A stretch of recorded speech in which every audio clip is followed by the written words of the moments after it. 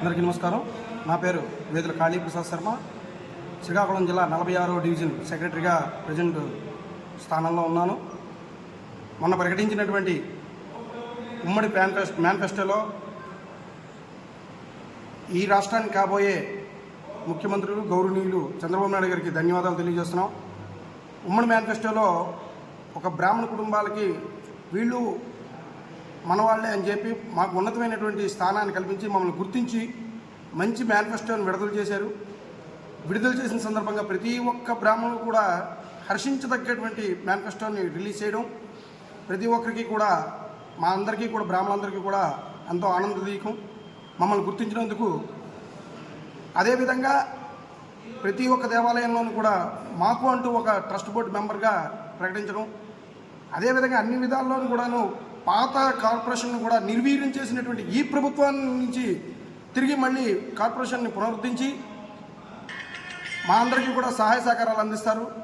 ఆ ఉన్నతమైనటువంటి స్థానాన్ని అందించినటువంటి ఏకైక వ్యక్తి ఈ రాష్ట్రంలో కానీ ప్రపంచంలోనైనా ఏకైక వ్యక్తి నారా చంద్రబాబు నాయుడు గారు.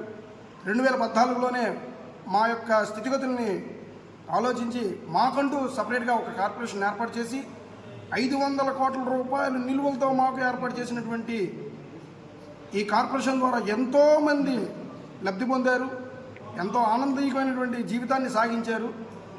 ఈ ప్రభుత్వం వచ్చిన తర్వాత 2019 నుంచి 2024 వరకు కూడా బ్రాహ్మణుల మీద కక్ష సాధింపు చర్యలే తప్ప ఒక్క కార్పొరేషన్ కోసం కానీ బ్రాహ్మణ కుటుంబాల స్థితిగతుల కోసం కానీ మాట్లాడినటువంటి కానీ దాఖలాలు లేవు అని చెప్పి ఇవి సభముఖంగా మీకు తెలియజేస్తున్నాను. వైఎస్ఆర్సీపీ పార్టీలో ఉన్నటువంటి మన బ్రాహ్మణ కులానికి సంబంధించినటువంటి మల్లాది విష్ణు గారు కానీ, కోన రఘుపతి గారు కానీ, దేవాదాయ ధర్మాదాయ శాఖ పరిశీలకుడిగా ఉన్నటువంటి ప్రస్తుత జ్వాలపురం శ్రీకాంత్ గారు కానీ ఈ మేనిఫెస్టోను ఒకసారి చూసి సిగ్గు తెచ్చుకొని మన బ్రాహ్మణ కులం కోసం పాటుపడండి అని చెప్పి ఈ సభముఖంగా మీ అందరికీ కూడా తెలియజేస్తున్నాను. ధన్యవాదాలు. నా పేరు కేవీఎల్ ప్రసాద్. నేను Narsannapeta market committee vice chairman. నేను 83 నుంచి తెలుగుదేశం పార్టీలో ఉంటూ లుక్లాం గ్రామ ఎంపీటీసీగా సర్పంచ్గా మరి తెలుగుదేశం పార్టీలో కొనసాగుతున్నాను. మరి ఈరోజు బ్రాహ్మణ కుటుంబాలకు ఈ దేశంలోనే మొదట చంద్రబాబు నాయుడు గారు బ్రాహ్మణ సంఘాలను ఏర్పాటు చేసి కార్పొరేషన్ ఏర్పాటు చేసి నిధులను మంజూరు చేసి 2014లో దేశంలో మొదటిసారిగా ఈ ఉన్నత స్థితిని తీసుకురావడానికి కారకులయ్యారు. మరి ఇప్పుడు 2024లో మరి మేనిఫెస్టో పెట్టారు. అన్ని కులాల్లోని మా బ్రాహ్మణ కులాలని అగ్రస్థానంలో ఉంచడానికి, దేవాలయాల పరిరక్షణ కోసం, దేవాలయ తాలూకా భూముల పరిరక్షణ కోసం చట్టం తెచ్చి పరిరక్షిస్తారని మాకు మేనిఫెస్టో ద్వారా తెలియజేయడం వల్ల మేమందరం చాలా సంతోషిస్తున్నాం. మరి మా బ్రాహ్మణులందరికీ ఒక ఉన్నత స్థితిని కల్పించిన చంద్రబాబు నాయుడికి మరి జిల్లా బ్రాహ్మణులు అందరూ కలిసి ఒక అవకాశం ఇవ్వాల్సిందిగా కోరుకుంటూ, మళ్ళీ రేపు చంద్రబాబు నాయుడు ముఖ్యమంత్రి అవ్వాలంటే మన సహాయ సహకారాలు తప్పకుండా అందించాలని మీ అందరినీ కోరుకుంటూ, మరి అలాగే ఇక్కడ శ్రీకాకుళం జిల్లా పూర్వ అధ్యక్షుడు మన గుమ్మ నాగరాజు గారికి నా తాలూకా సానుభూతిని తెలియజేస్తూ మరి ఇతరుతో ఈ కార్యక్రమాన్ని. నా పేరు వలిజేపల్లి వెంకటరమణమూర్తి. ఆమదావస బ్రాహ్మణ సేవా సంఘం అధ్యక్షునిగా నేను చేస్తున్నాను. చూస్తే దేశంలో ఉండే ప్రభుత్వాలు అన్ని మతాలని, అన్ని వర్గాలని కూడా గౌరవించి సమాన స్థాయిలో సమాన స్థితిగతులు కల్పించి ముందుకు తీసుకెళ్లాల్సినటువంటి అవసరం ఉంది. అయితే ముఖ్యంగా ఇప్పుడు ప్రస్తుత రాష్ట్ర ప్రభుత్వంలో జగన్మోహన్ రెడ్డి ప్రభుత్వం బ్రాహ్మణ వ్యవస్థకే కించపరిచేలాగా అటుపక్క దేవాలయాలపైన దాడులు, ఇటుపక్క అర్చకులపైన కూడా దాడులు చేసుకొని అవి బ్రాహ్మణ కులాన్ని నిర్వీర్యం చేసే విధంగా కార్పొరేషన్ని త్వరగా నిధులు ఇవ్వకుండా రద్దు చేయడం, తర్వాత ఇలాంటివన్నీ దౌర్భాగ్య స్థితి నెలకొంది రాష్ట్రంలో. మరి ఇలాంటివన్నీ అధిగమించాలంటే మరి దేశంలోనే ఎన్నడూ లేని స్థాయిలో మొట్టమొదటిగా 2014లో చంద్రబాబు నాయుడు అధికారంలోకి వచ్చిన తర్వాత బ్రాహ్మణ స్థితిగతుల్ని ఆర్థికంగా సమాజంలో వాళ్ళకు ఉన్నత స్థితి కల్పించాలని చెప్పి ఉద్దేశంతో బ్రాహ్మణ కార్పొరేషన్ ఏర్పాటు చేయడం, తద్వారా ఆర్థిక పరిపుష్టికి క్రెడిట్ సొసైటీని కూడా దాని ద్వారా ఇచ్చేసి ఆర్థిక స్వావలంబన చేయాలన్న ఉద్దేశంతో ఆయన ముందుకు నడిపి బ్రాహ్మణులను సంక్షేమం చేసి అటుపక్క అర్చకులకు కానీ తర్వాత పౌరోహితులకు కానీ అందరికీ కూడా ఒక గౌరవంగా ఉండేటట్టుగా ధూపదీప నైవేద్యాలకి 5,000 రూపాయలు అప్పుడు ఇస్తే 2014లో అదే ఇప్పుడు 10,000 రూపాయలు పెంచడం, అలాగనే నిరుద్యోగ వృత్తిని బ్రాహ్మణ అర్చకులకు తరపున వేద వృత్తి ఎవరైతే చేస్తున్నారో వాళ్ళకి నిరుద్యోగ వృత్తి తరపున నెలకు 3,000 రూపాయలు ఇవ్వడం, అలాగే ఆర్థిక పరిపుష్టి చేయడం. తర్వాత నెక్స్ట్ ఏంటంటే అనేకమైనటువంటి పరిశ్రమలు స్థాపించుకునే విధంగా, చిన్నతరహా పరిశ్రమలు స్థాపించుకునే విధంగా వాళ్ళకి కూడా క్రెడిట్ సొసైటీ ప్రకారంగా వాళ్ళకి ఆర్థిక సహాయాన్ని అందజేయడం, ఇలాంటి ఎన్నో ఆయన చేయడానికి సంకల్పించారు. అలాగనే మనకి చూసుకుంటే దేవాలయాల్లో కూడా ట్రస్ట్ బోర్డుల్లో కూడా మెంబర్లుగా వాళ్ళకి ఇవ్వడానికి పూజారితో పాటు ఒక బ్రాహ్మణునికి అవకాశం కల్పించడానికి కూడా చేసి మనకి బ్రాహ్మణులకే ఒక ఉన్నతమైన స్థితిలో ఉంచడానికి కారణమైనటువంటి చంద్రబాబు నాయుడు గారు ఈరోజు 2024 ఎన్నికల మేనిఫెస్టోలో కూడా ఒక మంచి పథకాలు బ్రాహ్మణ ఉన్నతికి చేపట్టారు. కాబట్టి మనకు ఏదైతే మనం గౌరవిస్తున్నారో వాళ్ళని మనం ఆదరించడం మన విధి, మన బాధ్యత. అందువల్ల నేను అందరూ కూడా విజ్ఞతతో ఇలాంటి మంచి కార్యక్రమాలు చేసేవారికి ముందుకు నడిపించి మన రాష్ట్రాన్ని కూడా ఉన్నతంగా ఉంచుతారని చెప్పి నేను ఈ సందర్భంగా శ్రీకాకుళం జిల్లా బ్రాహ్మణులందరికీ కోరుకుంటూ నేను విజ్ఞప్తి చేసుకుంటాను. నా పేరు సీతారామయ్య, శ్రీకాకుళం మండల రోడ్ల మండల అధ్యక్షులు, తెలుగుదేశం పార్టీ అధ్యక్షులు రోడ్ల మండలం. ఈరోజు జాతీయ అధ్యక్షులు చంద్రబాబు నాయుడు గారు, అలాగే బీజేపీ నరేంద్ర మోడీ గారు, జనసేన పవన్ కళ్యాణ్ గారు ఈరోజు ఉమ్మడిగా అభ్యర్థుల్ని ఈరోజు రాష్ట్రంలో ప్రకటించి ఈరోజు అనేకమైన సంక్షేమ మేనిఫెస్టో రిలీజ్ చేయడం అయ్యింది 3 పార్టీలుగా. ఈరోజు సంక్షేమం ఒకటి, ఆడవాళ్ళకి బస్సు ఫ్రీగా, ఎక్కడికి వెళ్ళినా ఆధార్ కార్డు పట్టుకెళ్తే బస్సు ఫ్రీగా తీసుకెళ్లే పరిస్థితుల్లో కార్యక్రమం ఒకటి.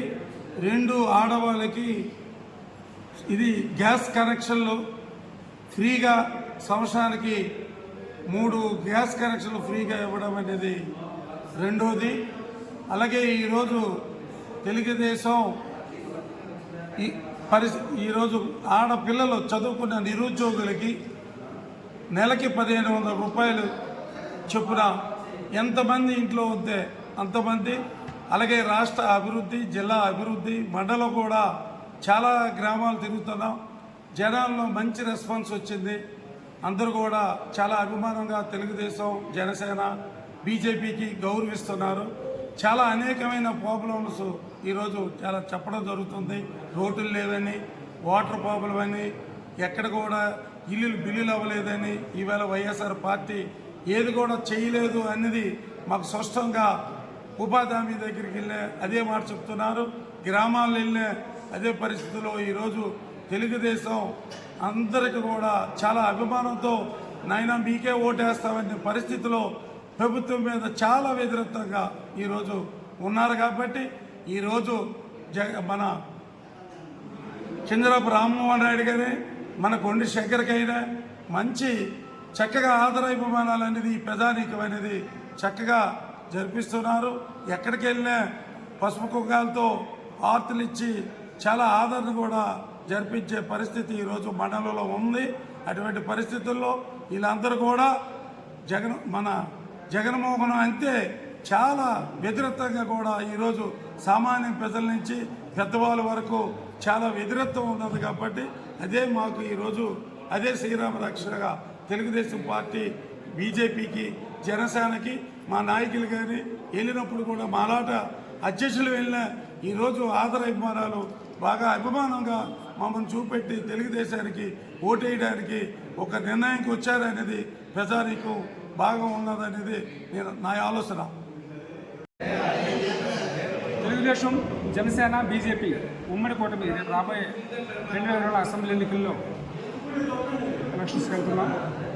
రాష్ట్ర ప్రజలు అందరూ ఈ కూటమిపై విపరీతమైన ప్రభావంతో ఉన్నారు. అయితే అభివృద్ధి, సంక్షేమం 2 తెలుగుదేశం పార్టీ ఇప్పుడు అధికారంలో ఉన్న అందిస్తాం ప్రజలకి. వాటికి అనుసరించే, వాటిని నమ్మే జనసేన పవన్ కళ్యాణ్ గారు తాను ఒకటే చెప్పారు, ఇప్పుడు కూడా మాకు పదవద్దు, రాష్ట్ర అభివృద్ధి, రాష్ట్ర ప్రజల సంక్షేమే నాకు ముఖ్యం, అందుకే తెలుగుదేశం పార్టీతో పొత్తు పెట్టుకున్నానని చెప్పడం జరిగింది. అదేవిధంగా కేంద్రంలో రేపు మళ్ళీ నరేంద్ర మోదీ గారు 3వసారి ఖచ్చితంగా ప్రధానమంత్రి అవుతారు. ఆయన కూడా ఈ రాష్ట్రం వైసీపీ పాలనలో అట్టడుగు స్థాయికి వెళ్ళిపోయింది, అన్ని విధాల అభివృద్ధి లేదు, సంక్షేమం లేదు. కాబట్టి తెలుగుదేశం జనసేన కూటమికి మద్దతిస్తామని చెప్పి వారు కూడా బీజేపీ ఈరోజు తెలుగుదేశంతో జతకట్టారు, జనసేనతో. ఈ 3 పార్టీలు కలిపి నిన్ననే ఒక ఉమ్మడి మేనిఫెస్టో రిలీజ్ చేశాం, తెలుగుదేశం జనసేన. ఈ ఉమ్మడి మేనిఫెస్టోలో గతంలో మేము సూపర్ 6 పథకాలు చెప్పాం. ప్రతి మహిళకి 1,500 రూపాయలు, అట్లాగే ఇంట్లో ఎంతమంది ఆడబిడ్డలు ఉంటే వాళ్ళందరికీ సంవత్సరానికి 15,000 రూపాయలు చదువు నిమిత్తం ఇస్తాం. 3 సిలిండర్లు ఫ్రీగా సంవత్సరానికి ఇస్తాం. అట్లాగే మహిళలు ఆ జిల్లాలో ఎక్కడికి వెళ్ళినా బస్సు ఫ్రీ ఇస్తాం. అట్లాగే రైతు రుణమాఫీ 20,000 ఇస్తాం. నిరుద్యోగ వృత్తి గతంలో 2,000 ఇచ్చేవాళ్ళు 3,000 ఇస్తాం. ఇప్పుడు అన్నా క్యాంటీన్ పునరుద్ధరణ చేస్తాం. ఎందుకంటే వైసీపీ ప్రభుత్వం అధికారంలోకి వచ్చాక అన్నా క్యాంటీన్ వచ్చేసింది. దాన్ని మళ్ళీ పునరుద్ధరణ ఈ శ్రీకాకుళం నూతన అసెంబ్లీ అభ్యర్థి అయిన గొల్లు శంకర్ గారు గత సంవత్సర కాలంగా ఈ అన్నా క్యాంటీన్ పెట్టి ప్రజలకు ఆదుకొని అండగా ఉన్నారు. ఇక సంక్షేమ అభివృద్ధి 2 తెలుగుదేశం జనసేన బీజేపీ ఈ 3 కలిపి ప్రజలకు అందిస్తాం. ప్రజలు మమ్మల్ని నమ్ముతున్నారు, విశ్వసిస్తున్నారు. రాబోయే అసెంబ్లీ ఎన్నికల్లో ఖచ్చితంగా తెలుగుదేశం పార్టీ జనసేన ఈ కూటమిని బీజేపీ కూటమి అధికారంలో తెస్తారు. ముఖ్యమంత్రిగా నారా చంద్రబాబు నాయుడు చేస్తారు. పవన్ కళ్యాణ్ గారు కూడా పదవులు ఆశించకుండా రాష్ట్ర సంక్షేమం కోసమే ఆయన ఈ కూటమికి మద్దతు. కానీ హృదయపూర్వక ధన్యవాదాలు, నమస్కారాలు తెలియజేస్తూ సెలవు తీసుకుంటాం. అందరికీ నమస్కారం అండి. శ్రీకాకుళం తెలుగుదేశం పార్టీ రూరల్ మండల అధ్యక్షుడు సేర్ రమణయ్య గారు, అలాగే భారతీయ జనతా పార్టీ రూరల్ మండల అధ్యక్షుడు బైరి అప్పారావు, నేను జనసేన పార్టీ రూరల్ మండల అధ్యక్షుడు తాటిరాజుల కూర్మారావు ముగ్గురు కలిసి ఈరోజు శ్రీకాకుళం నియోజకవర్గ ఉమ్మడి అభ్యర్థి అయినటువంటి శ్రీ గుండి శంకర్ గారి తరపున శ్రీకాకుళం నియోజకవర్గంలో రూరల్ మండలం ప్రజలకి మా యొక్క విజ్ఞప్తిని తెలియజేస్తున్నాం. ఈరోజు శ్రీకాకుళం నియోజకవర్గంలో గొండు శంకర్ గారిని అత్యధిక మెజారిటీతో గెలిపించవలసిందిగా, అలాగే కింజరాపు రామ్మోహన్ నాయుడు గారిని కూడా అత్యధిక మెజారిటీతో పార్లమెంటరీ సభ్యునికి పంపించవలసిందిగా మీ అందరికీ తెలియజేస్తున్నాం. ఈరోజు శ్రీకాకుళం నియోజకవర్గ పరిస్థితి చూసుకుంటే ప్రతిపక్షంలో ఉన్నటువంటి అభ్యర్థి శ్రీ ధర్మాన ప్రసాదరావు గారు ఈ శ్రీకాకుళం నియోజకవర్గంలో నరసన్నపేట నుండి ఈ శ్రీకాకుళం నియోజకవర్గానికి వచ్చినప్పుడు 2004లో, 2009లో, 2019లో 3 పర్యాయాలు మంత్రిగా పనిచేశారు. ఇదే నియోజకవర్గ ప్రజలు నెత్తిన పెట్టుకొని చూసుకున్నారు. ఇప్పుడు గుండి శంకర్ గారిని కొత్త వ్యక్తి 40 సంవత్సరాలుగా తెలుగుదేశం పార్టీ నమ్ముకొని తెలుగుదేశం పార్టీ జెండా పట్టుకొని ముందుకు సాగుతున్నారు. ఈరోజు 3 పార్టీలు కలిపి ఉమ్మడి అభ్యర్థిగా ఆయన్ని ప్రకటించడం సంతోషకరమైనటువంటి వాతావరణం. ఈరోజు గ్రామాల్లో చూసుకుంటే, పట్టణాల్లో చూసుకుంటే ఈ శ్రీకాకుళం నియోజకవర్గ ప్రజలు బ్రహ్మరథం పడుతున్నారు. ఈ ఎన్నిక 2024 ఎన్నిక వన్ సైడ్ అయిపోయింది. ఈ రాష్ట్రంలో, ఈ నియోజకవర్గాల్లో, ఈ జిల్లాల్లో Telugu Desam party, Janasena party, BJP party ఉమ్మడిగా నిలబడినటువంటి అభ్యర్థుల్ని గెలిపించడం కోసం ప్రజలు కంకణం కట్టుకొని ఉన్నారు. అది ఖచ్చితంగా తీరుతుందని సందర్భంగా తెలియజేస్తున్నారు. అదేవిధంగా గుండి శంకర్ గారు చూసుకుంటే ఈ శ్రీకాకుళం నియోజకవర్గంలో పట్టణంలో ఇల్లు కాలిపోతే 3 రోజులకి ఇల్లు కట్టించి ఇచ్చారు. శ్రీకాకుళం పంచాయతీలో గార మండలాల్లో ఎంతోమందికి తాగునీరు లేకపోతే బోర్లు వేసి ఇచ్చారు. అలాగే రూరల్ మండలాల్లో ఎన్నో పంట పొలాలకు వెళ్ళినటువంటి కాలువలు ఎండిపోతే దానికి సంబంధించిన పూడుకు తీతలు తీశారు. అలాగే కిడ్నీ బాధితులకు సంబంధించి ఆర్థిక సాయం చేశారు. గ్రామాల్లో ఎంతోమంది యువతకి ఆర్థిక సాయం చేసి వాళ్ళకి అవసరాలకి, వాళ్ళ సౌకర్యాలకి నిలబడ్డాడు. దీనన్నింటినీ గుర్తించుకొని అధికారంలో లేనప్పుడే అన్నా క్యాంటీన్ లాంటివి నడిపించి ముందుకు తీసుకెళ్లాడు. అధికారంలో లేనప్పుడే ఇన్ని కార్యక్రమాలు చేశాడంటే 2024లో 3 పార్టీలు ఎన్డీఏ కూటమి తరఫున నిలబడుతున్నటువంటి గుండి శంకర్ గారిని ఒక్కసారి శాసనసభకి పంపించి చూడండి, ఇంకెన్నో కార్యక్రమాలు తెలుగుదేశం పార్టీ తరఫున ముందుకు తీసుకెళ్తాడని సందర్భంగా తెలియజేస్తున్నారు. అదేవిధంగా శ్రీకాకుళం పార్లమెంటరీ సెగ్మెంట్కి సంబంధించినటువంటి కింజరాపు రామ్మోహన్ నాయుడు గారిని ఈ శ్రీకాకుళం జిల్లాలో 2014లో ఏ మెజారిటీతో అయితే గెలిపించారో మళ్ళీ 2024లో అదే 1,20,000 కోట్ల మెజారిటీని దాటి గెలిపించవలసిందిగా ఈ శ్రీకాకుళం నియోజకవర్గ ప్రజలని కోరుతున్నాను. రూరల్ మండలం తరపున తెలుగుదేశం పార్టీ అభ్యర్థి అయినటువంటి ఎన్డీఏ కూటమి తరపున బరిలో ఉన్నటువంటి గుండి శంకర్ గారికి 10,000 మెజారిటీ దాటి వస్తుందని మనసా వాచా కర్మ నమ్ముతున్నాను.